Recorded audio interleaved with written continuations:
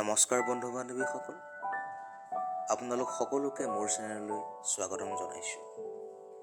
বন্ধু বান্ধৱীসকল, আজি আপোনালোকক ক'বলৈ ওলাইছোঁ এনে এজন শিল্পীৰ কথা, যাক তেওঁৰ অনুৰাগীসকলে গানৰ ভগৱান বুলি কয়, যাৰ কণ্ঠই হৃদয়ত এক অনন্য অনুভূতি জগাই তোলে, যাৰ গীতৰ শব্দ আৰু সুৰে আমাৰ হৃদয় চুই যায়।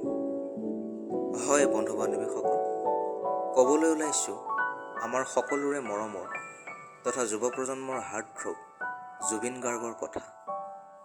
1972 চনত মেঘালয়ৰ তুৰাত এইগৰাকী শিল্পীৰ জন্ম হয়। তেখেতৰ পিতৃৰ নাম আছিল মোহিনী মোহন বৰঠাকুৰ আৰু মাতৃৰ নাম আছিল স্বৰ্গীয়া ইলি বৰঠাকুৰ। বন্ধু বান্ধৱীসকল, জুবিন গাৰ্গৰ পিতৃ এজন মেজিষ্ট্ৰেট আছিল আৰু কৰ্মসূত্ৰে বিভিন্ন ঠাইত থাকিবলগীয়া হৈছিল, আৰু সেইবাবে জুবিন গাৰ্গে কেইবাবাৰো তেওঁ পঢ়া বিদ্যালয়সমূহ সলনি কৰিবলগীয়াত পৰিছিল। তেখেতৰ প্ৰকৃত নাম হৈছে জুবিন বৰঠাকুৰ। প্ৰসিদ্ধ সংগীত পৰিচালক জুবিন মেহতাৰ নামৰ লগত সংগতি ৰাখি তেওঁৰ নাম জুবিন ৰখা হৈছিল। বন্ধু বান্ধৱীসকল, জুবিন গাৰ্গে শিক্ষা গ্ৰহণ কৰিছিল যদিও তেওঁৰ মন আছিল সম্পূৰ্ণৰূপে সংগীতত, আৰু সেয়ে গুৱাহাটীৰ বি বৰুৱা মহাবিদ্যালয়ৰ পৰা স্নাতক ডিগ্ৰী সম্পূৰ্ণ নকৰাকৈ তেওঁ সংগীতৰ সাধনাত ব্ৰতী হয়। অসাধাৰণ প্ৰতিভাসম্পন্ন এইগৰাকী শিল্পীৰ প্ৰথম এলবামটো মুকলি হয় 1992 চনত, যাৰ নাম আছিল অনামিকা। এই অনামিকা এলবামৰ মুক্তিৰ পিছতেই তেওঁ জনপ্ৰিয় হৈ পৰে। বন্ধু বান্ধৱীসকল, ইয়াৰ পিছত জুবিন গাৰ্গে কেতিয়াও পিছলৈ ঘূৰি চাবলগীয়া হোৱা নাই। জুবিন গাৰ্গ এজন সংগীত পৰিচালক হিচাপেও জনপ্ৰিয়। অসমীয়া, বেংগলী আৰু হিন্দীকে ধৰি প্ৰায় 38খন বোলছবিৰ তেওঁ সংগীত পৰিচালনা কৰিছে। ইয়াৰ লগতে তেওঁৰ একক কণ্ঠৰ প্ৰায়বোৰ এলবামৰ সংগীতো তেওঁ নিজেই সৃষ্টি অথবা পৰিচালনা কৰিছে।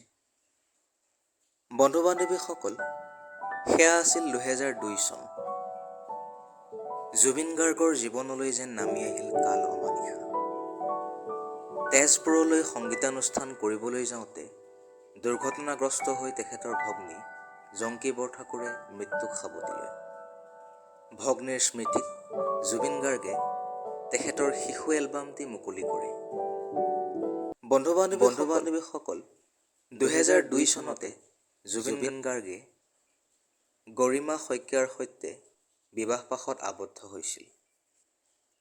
বন্ধু বান্ধৱীসকল, সকলোৱে কেৱল গীতৰ কথাহে কয়, কিন্তু আপোনালোকে জানেনে যে জুবিন গাৰ্গ এজন ভাল গীতিকাৰো। মায়াবিনীৰ পৰা আৰম্ভ কৰি মনৰে কল্পনালৈকে তেওঁ লিখা প্ৰতিটো গীতৰ শব্দই আমাক চুই গৈছে। তেওঁ অসমীয়া, বেংগলী আৰু হিন্দীকে ধৰি বিভিন্ন ভাষাত প্ৰায় 32,000 গীত গাইছে। বৰ্তমান তেওঁ অসমীয়া ছবি জগতক লৈ খুবেই ব্যস্ত। বন্ধু বান্ধৱীসকল, জুবিন গাৰ্গৰ শেহতীয়া ছবি মিছন চাইনা আৰু কাঞ্চনজংঘাই সৰ্বত্ৰতে বহুল জনপ্ৰিয়তা লাভ কৰিছে।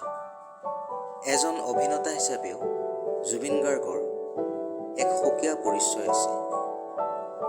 মিছন চাইনা আৰু কাঞ্চনজংঘাত তেওঁৰ বলিষ্ঠ অভিনয়ে আমাৰ সকলোৰে মন জয় কৰিছে। বন্ধু বান্ধৱীসকল, জুবিন গাৰ্গ এজন বহল মনৰ মানুহ। আৰ্তজনৰ বাবে তেওঁ যেন সাহসৰ অন্য এক নাম। প্ৰতি বছৰে বান বিভীষিকাৰ সময়ত জুবিন গাৰ্গ আৰু তেওঁৰ ফেন ক্লাবসমূহে বানপীড়িত ৰাইজৰ কাষত উপস্থিত হৈ সাহায্য প্ৰদান কৰে। বন্ধু বান্ধৱীসকল, ইয়া আলি গীতটোৰ বাবে জুবিন গাৰ্গে কেইবাটাও বঁটা লাভ কৰিছিল। 2017 চনত তেখেতক লুইত কণ্ঠ উপাধি প্ৰদান কৰা হয়। 2009 চনত তেখেতক ইক'জ অৱ চাইলেন্স ছবিখনৰ সংগীত পৰিচালনাৰ বাবে ৰাষ্ট্ৰীয় বঁটা প্ৰদান কৰা হয়। বন্ধু বান্ধৱীসকল, এইগৰাকী শিল্পীৰ বিষয়ে কৈ থাকিলে যেন শেষেই নহ'ব। শেষত এষাৰ কথা ক'বলৈ বিচাৰিম। তুমি সাগৰ বিচাৰি অসমৰ বাহিৰলৈ যাব নালাগে।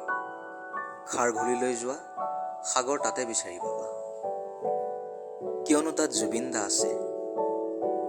শেষত মৰমৰ জুবিন দাৰ সুস্বাস্থ্য আৰু দীৰ্ঘায়ু কামনা কৰি আজিৰ ভিডিঅ'টি ইমানতে সামৰণি মাৰিছোঁ।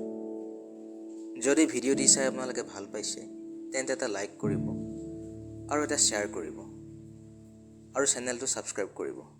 ধন্যবাদ।